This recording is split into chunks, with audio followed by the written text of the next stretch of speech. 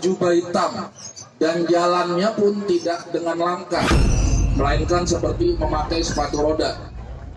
Sampailah di sini dan itu pun semua menyaksikan di mana orang itu mulailah berubah menjadi ini.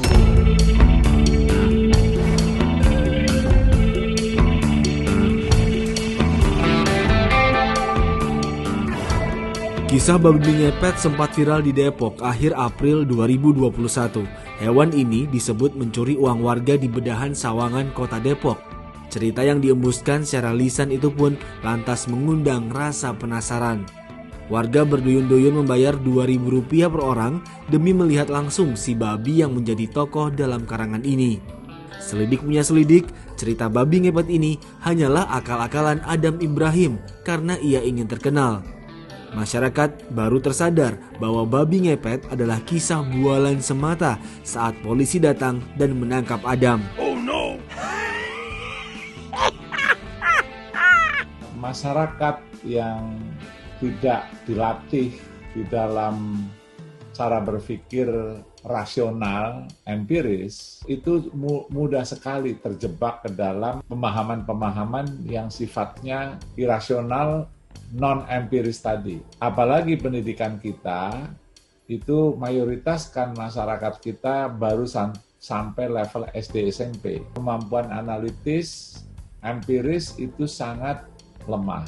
Sementara pemahaman-pemahaman mistis, irasional, non-rasional, supranatural, ya, relatif cukup dominan. Oleh karena itu, fenomena kayak babi ngepet atau fenomena kayak orang percaya terhadap kejadian-kejadian gaib, inilah yang terus muncul. Masyarakat rentan terhadap pemahaman-pemahaman seperti itu. Bukan sekali ini saja Depok diwarnai kisah nyeleneh.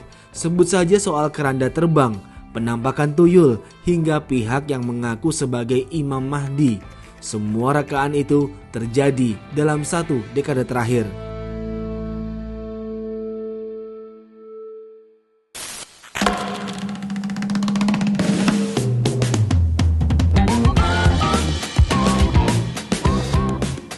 Pakar kebijakan publik sekaligus pengamat sosial dari Universitas Indonesia, Lisman Manurung menilai banyaknya kejadian aneh yang cenderung mengarah ke tahayul itu tidak lepas dari permasalahan kompleks Kota Depok sebagai kota satelit Jakarta, termasuk dalam hal pembangunan kota.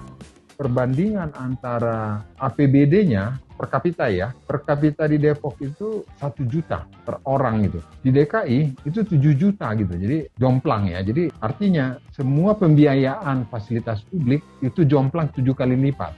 Jadi kalau di Jakarta dibangun 7 km, ya di Depok kebagian cuma sekilometer kan gitu. Kalau ada berbagai fasilitas-fasilitas untuk pemberdayaan masyarakat, di Depok ya nggak kebagian lah, karena sudah terlalu rendah. Sehingga berdampaklah terhadap adanya tingkat kesejahteraan yang dimungkinkan oleh fasilitas umum ya. Nah sekarang pertanyaannya, kok bisa pengaruh apa dia terhadap masyarakat yang begitu mudah terkecoh dengan hal-hal yang tidak masuk akal. Ya pertama adalah tingkat penganggurannya pasti tinggi, dan orang kalau nganggur kan ya nganggur lah, berumpi, ngobrol, cari hiburan yang sifatnya di luar effort gitu. Depok awalnya merupakan salah satu kecamatan di Kabupaten Bogor.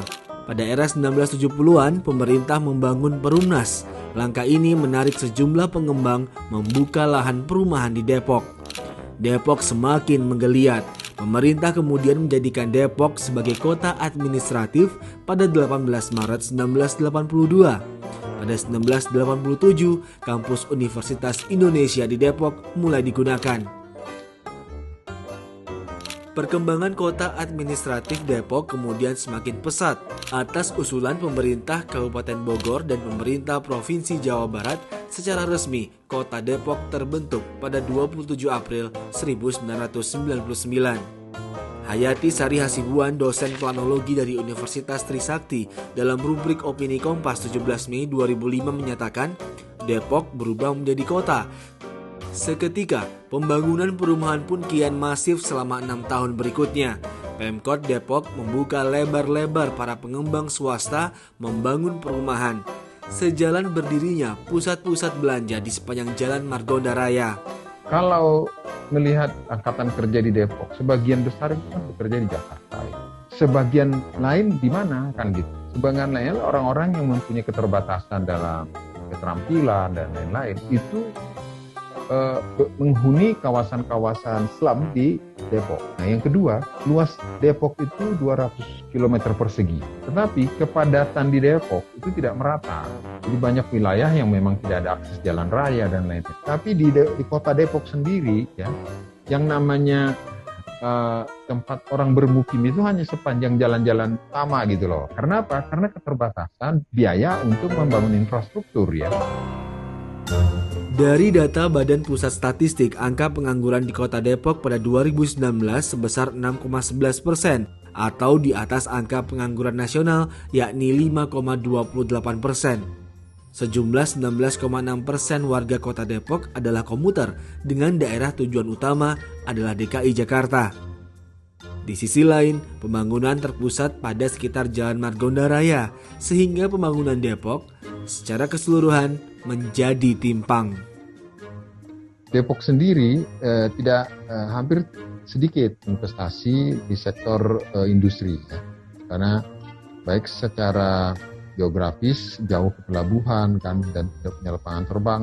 Kemudian kalau kita lihat dari segi kebijakan, memang tidak diperuntukkan untuk menjadi kota industri, sehingga pilihan itu mestinya harus dilihat bagaimana kalau fokus terhadap pengembangan perguruan tinggi dan pusat-pusat pengembangan produktivitas berbasis sumber daya, atau juga meniru apa yang diterapkan oleh pemerintah Hindia Belanda dulu. Ini dianggap sebagai tempat hunian aja gitu loh.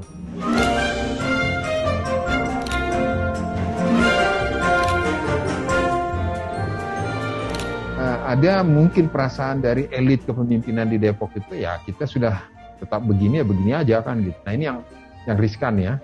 Tidak merespons aspirasi komunitas yang terus berubah.